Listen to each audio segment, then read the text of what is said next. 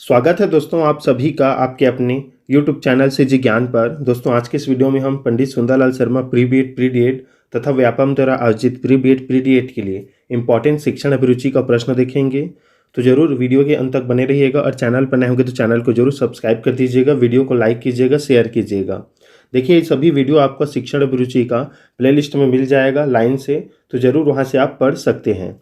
चलिए स्टार्ट करते हैं दोस्तों। पहला प्रश्न देखिए, निम्नलिखित में से कौन सा सूक्ष्म गतिक कौशल का उदाहरण है? आप भी आंसर लगाइएगा। ऑप्शन है लिखना, चढ़ना, फुदकना या दौड़ना। सूक्ष्म गतिक कौशल का उदाहरण। तो देखिए दोस्तों, लिखना जो है ये सूक्ष्म जो है गतिक कौशल का उदाहरण है। चढ़ना, दौड़ना, फुदकना ये आपका जो है सूक्ष्म गतिक कौशल में नहीं आता, याद रखिएगा। ये सूक्ष्म मतलब छोटा होता है और जो जितने भी दीर्घ में रहेंगे वो चढ़ना, दौड़ना, फुदकना ये शामिल रहेगा। इसका आंसर होगा लिखना। साथ ही साथ दोस्तों प्रश्न में ये भी पूछा जाता है जैसे सूक्ष्म गतिक के और भी, तो जैसे सुई में धागे पिरोना। सुई में धागे पिरोना जो है वो भी सूक्ष्म गतिक कौशल का ही उदाहरण है। ऑप्शन इसमें फर्स्ट जो है लिखना राइट आंसर रहेगा। दूसरा प्रश्न देखिए, किशोर खाली स्थान का अनुभव कर सकते हैं। बचपन में किए गए अपराधों के प्रति डर के भाव को, आत्मसिद्धि के भाव, जीवन के विषय में परितृप्ति, दुश्चिंता और स्वयं से सरोकार। मोस्ट इंपॉर्टेंट प्रश्न है दोस्तों, ये कई बार पूछा गया है। तो देखिए किशोर जो है ऑप्शन 4 दुश्चिंता और स्वयं से सरोकार, ऑप्शन जो 4 है ये इसका राइट आंसर रहेगा। ये जो है इसका अनुभव कर सकते हैं किशोर, तो चौथा ऑप्शन राइट आंसर रहेगा। दुश्चिंता और स्वयं से सरोकार किशोर जो अनुभव कर सकते हैं। तीसरा प्रश्न है, शारीरिक रूप से अक्षम बच्चों को सामान्यतः खाली स्थान होता है। डिस्कैल्कुलिया, डिस्कैल्कुविया, डिस्ग्राफिया या डिस्मिथिया।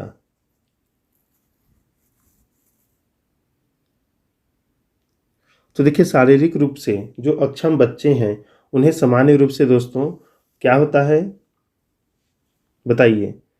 तो डिस्ग्राफिया होता है, याद रखिएगा। थर्ड जो है राइट आंसर रहेगा डिस्ग्राफिया। लिखने संबंधी मतलब कठिनाई होता है, अच्छे से लिख नहीं पाते हैं, शारीरिक रूप से अक्षम होते हैं तो डिस्ग्राफिया होता है। और डिस्ग्राफिया जो है ये लिखने संबंधी ही बीमारी है।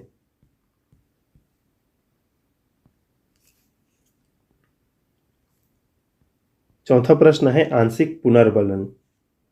तो देखिए दोस्तों, जो आंशिक पुनर्बलन है ये होता है सतत पुनर्बलन की अपेक्षा अधिक प्रभावी। तीसरा जो है राइट आंसर हो जाएगा, तीसरा ऑप्शन। आंशिक जो पुनर्बलन है ये वो होता है सतत पुनर्बलन की अपेक्षा अधिक प्रभावी। थर्ड जो ऑप्शन है वो बिल्कुल राइट आंसर रहेगा। हम जो भी शिक्षण अभिरुचि करा रहे हैं दोस्तों ये पंडित सुंदरलाल शर्मा और व्यापम द्वारा आयोजित प्री बीएड प्री डीएड जो भी है सभी के लिए इम्पोर्टेंट है। पांचवा प्रश्न देखिए, प्रतिभाशाली विद्यार्थी स्वभाव के अंतर्मुखी होते हैं, अपनी आवश्यकताओं को दृढ़तापूर्वक नहीं कह पाते, अपने निर्णयों में आत्मनिर्भर होते हैं, शिक्षकों से स्वतंत्र होते हैं। तो देखिए प्रतिभाशाली जो विद्यार्थी होंगे दोस्तों ये अपने निर्णय में आत्मनिर्भर होते हैं। ऑप्शन थर्ड राइट आंसर हो जाएगा, याद रखिएगा, इंपॉर्टेंट प्रश्न है।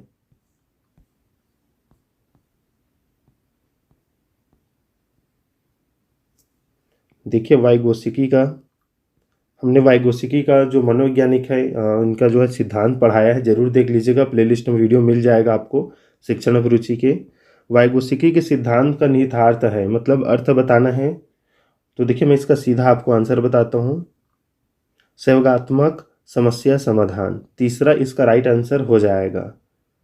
वाइगोत्स्की ने सामाजिक सांस्कृतिक सिद्धांत दिया है जिसमें इन्होंने भाषा को सबसे अच्छा सीखने का माध्यम बनाया है, बताया है, और जेपीडी बताया है। तो याद रखिएगा मतलब समीपस्थ सिद्धांत है जिसे सहयोग का, तो थर्ड जो है इसमें राइट आंसर हो जाएगा, तीसरा।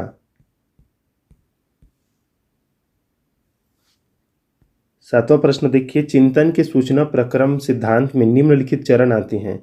प्रतिक्रिया क्रियान्वयन, प्रतिक्रिया चयन, पूर्व प्रक्रमण, श्रेणीकरण। चिंतन के सूचना प्रक्रमण सिद्धांत में निम्नलिखित चरण आते हैं।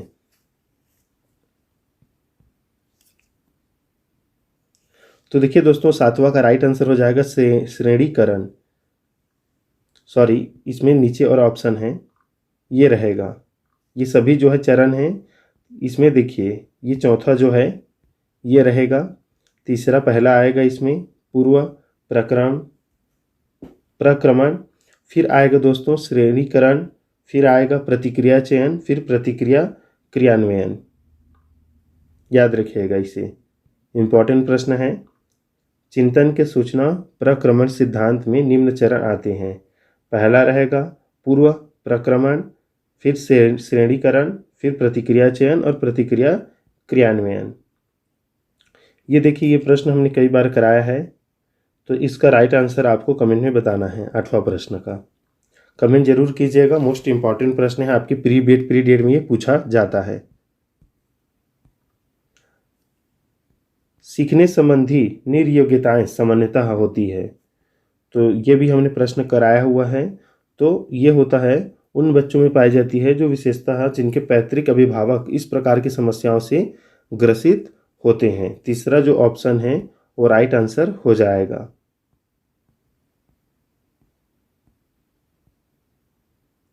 दसवां प्रश्न देखिए,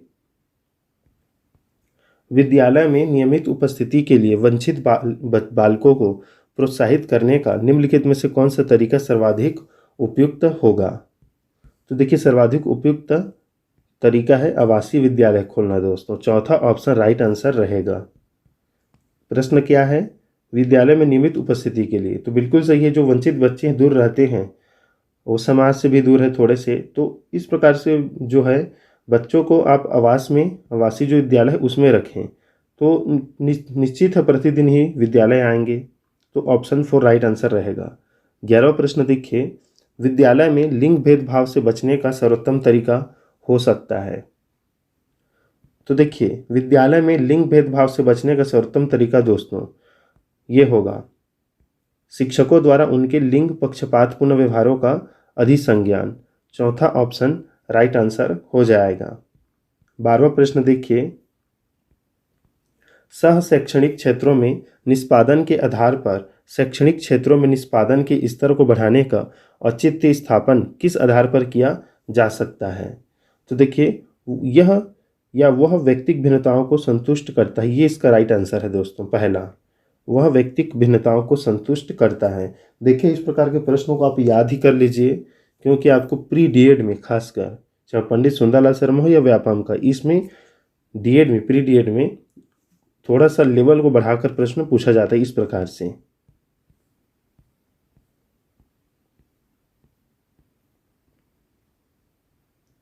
तेरह नंबर प्रश्न देखिए, विद्यार्थियों के पोर्टफोलियो के लिए सामग्री का चयन करते समय खाली स्थान जरूर होना चाहिए। तो देखिए, राइट आंसर होगा फर्स्ट, विद्यार्थियों का समावेशन जरूर होना चाहिए। याद रखिएगा। अगला प्रश्न है, वे शिक्षार्थी जो समृद्ध ज्ञान और शैक्षणिक दक्षता की हार्दिक इच्छा प्रदर्शित करते हैं उनके पास होता है। तो देखिए, उनके पास होता है निष्पादन उपागम अभिविन्यास। चौथा राइट आंसर रहेगा दोस्तों। उनके पास होता है निष्पादन उपागम अभिविन्यास। 15 नंबर प्रश्न है, शिक्षक खाली स्थान के अलावा निम्नलिखित सभी को करते हुए समस्या समाधान को विद्यार्थियों के लिए मज़ेदार बना सकता है। तो किसके अलावा? तो जब विद्यार्थी स्वयं से कोई कार्य करने की कोशिश कर रहे हों तो उनसे परिपूर्णता की अपेक्षा करने से। ऑप्शन फर्स्ट जो है राइट आंसर रहेगा। निम्नलिखित में से अंतःविषयी अनुदेशन का सर्वोत्कृष्ट लाभ यह है कि, तो देखिए, अंतःविषयी अनुदेशन का लाभ है दोस्तों आपका ऑप्शन फर्स्ट, विद्यार्थियों को सीखे गए नए ज्ञान को बहु संदर्भों में अनुप्रयोग करने और सामान्यीकृत करने के अवसर दिए जाते हैं। ऑप्शन फर्स्ट राइट आंसर रहेगा।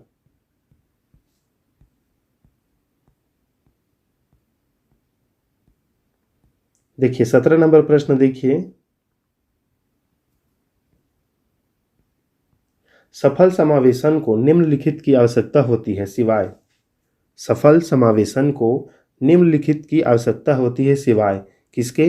तो पृथक्करण के। पृथक्करण जो है ये तो अलग करता है। तो अभिभावकों की भागीदारी, क्षमता संवर्धन और संवेदनशील बनाना। 18 नंबर प्रश्न देखिए, निम्नलिखित में से कौन सी विशेषता समस्या समाधान उपागम का विशेष चिन्ह है? तो विशेष चिन्ह है दोस्तों समस्या समाधान उपागम का, समस्या कथन में संकेत अंतर्निहित रूप से दिया होता है। थर्ड जो है राइट आंसर रहेगा इसमें।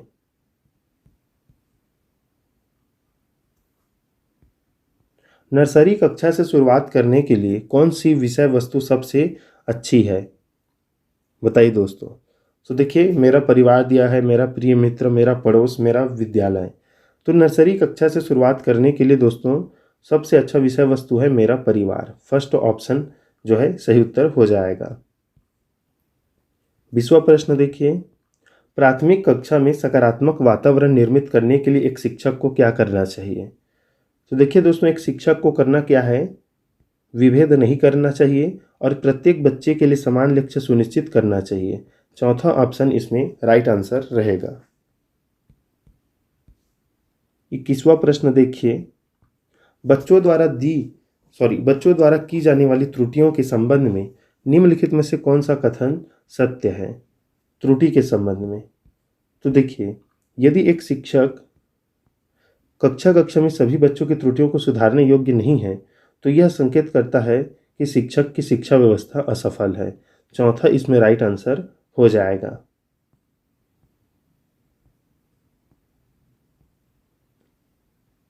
देखिए 22वां प्रश्न, मोनिका जो गणित की शिक्षिका है राधिका से एक प्रश्न पूछती है। राधिका से कोई उत्तर न मिलने पर वह तुरंत मोहन से दूसरा प्रश्न पूछती है। जब उसे महसूस होता है कि मोहन उत्तर बताने में संघर्ष कर रहा है तो वह अपने प्रश्नों के शब्दों को बदलती है। मोनिका की यह प्रवृत्ति यह प्रदर्शित करती है कि वह कैसी है दोस्तों, बताइए।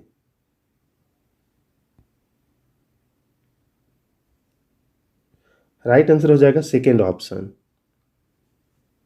मोहन का पक्ष लेकर लिंग भूमिकाओं में रूढ़िबद्धता को बढ़ावा दे रही है। सेकेंड जो ऑप्शन है ये राइट आंसर रहेगा। देखिए, मोनिका जो गणित की शिक्षिका है राधिका से एक प्रश्न पूछती है। राधिका से कोई उत्तर न मिलने पर तुरंत मोहन से दूसरा प्रश्न पूछती है, तो ये बढ़ावा दे रही है रूढ़िबद्धता को। एक सशक्त विद्यालय अपने शिक्षकों में निम्नलिखित योग्यताओं में से किसे सर्वाधिक बढ़ावा देगा? बताइए दोस्तों, क्या राइट आंसर रहेगा? तो देखिए, इसका राइट आंसर रहेगा प्रतिस्पर्धात्मक अभिवृत्ति को। लेकिन ये जो है अच्छे वाले होने चाहिए दोस्तों। प्रतिस्पर्धा जो है सकारात्मक होना चाहिए। फर्स्ट जो ऑप्शन है ये राइट आंसर रहेगा। देखिए 24 नंबर प्रश्न, भाषा में अर्थ की सबसे छोटी इकाई क्या है? और ये मोस्ट इंपॉर्टेंट प्रश्न है, तो याद रखिएगा दोस्तों, स्वनिम है। ये कई बार पूछा गया है। भाषा में अर्थ की सबसे छोटी इकाई स्वनिम है।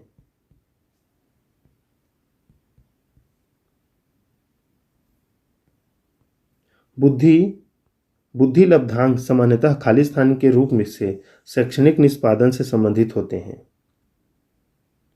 बुद्धि लब्धांक तो देखिए ये होते हैं दोस्तों उच्च रूप से संबंधित होते हैं, याद रखिएगा। देखिए, बहुबुद्धि सिद्धांत हार्वर्ड गार्डनर ने दिया है दोस्तों, इसका भी हमने सिद्धांत कराया है, जरूर पढ़ लीजिएगा। प्रश्न देखिए इसमें, बहुबुद्धि सिद्धांत निम्नलिखित निहितार्थ देता है सिवाय, तो राइट आंसर हो जाएगा दूसरा। बुद्धि प्रक्रमण संक्रियाओं का एक विशिष्ट समुच्चय है जिसका उपयोग एक व्यक्ति द्वारा समस्या समाधान के लिए किया जाता है। बिल्कुल सही है, सेकेंड ऑप्शन राइट आंसर रहेगा।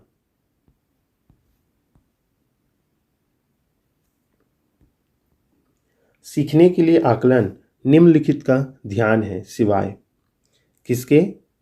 तो विद्यार्थियों की आवश्यकताओं के।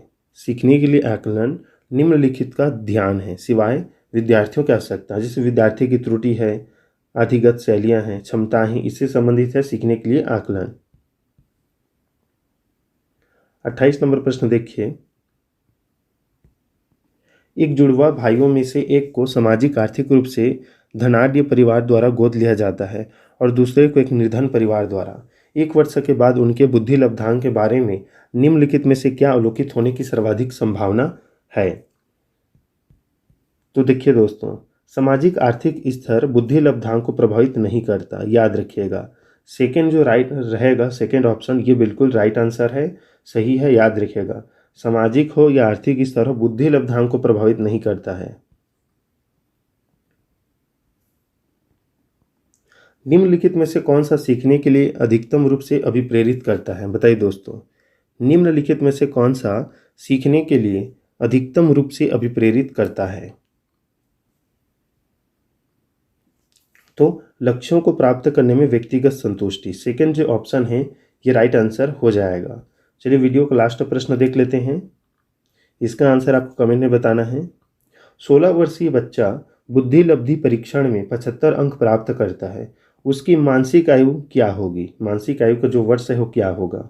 देखिए, मानसिक आयु बटा काल्पनिक आयु इंटू 100, ये जो है फार्मूला है, इसी फार्मूला में रखेंगे, आंसर आ जाएगा। बताइएगा 30वां का राइट आंसर क्या रहेगा? क्या 15 वर्ष रहेगा, 12 वर्ष, 8 वर्ष या 14 वर्ष? कमेंट में ज़रूर बताइएगा। और ज़्यादा से ज़्यादा दोस्तों इस वीडियो को शेयर कीजिएगा। आपके एग्ज़ाम में हो सकता है यही प्रश्न देखने को मिले, क्योंकि बहुत ही कठिन प्रश्न जो है हमने आज किया है। मैं ऑप्शन को नहीं पढ़ा हूँ दोस्तों, आपको सीधा आंसर बताया हूँ ताकि आपको एग्ज़ाम में याद रहे। और आप भी अभी वैसी ही पढ़ाई स्टार्ट कर दीजिए। जितना भी वीडियो अपलोड है शिक्षण अभिरुचि का, ज़रूर देखिए। और पुराना वीडियो भी आप देख सकते हैं 2022, 23, 24 का, हमने प्लेलिस्ट उसका भी बनाया है। साथ ही साथ जीके पढ़िए, हिंदी पढ़िए, रीजनिंग भी पढ़िए। और कमेंट में ज़रूर बताइएगा कौन से टॉपिक पर आपको वीडियो चाहिए। मिलते हैं नेक्स्ट वीडियो में, तब तक के लिए धन्यवाद।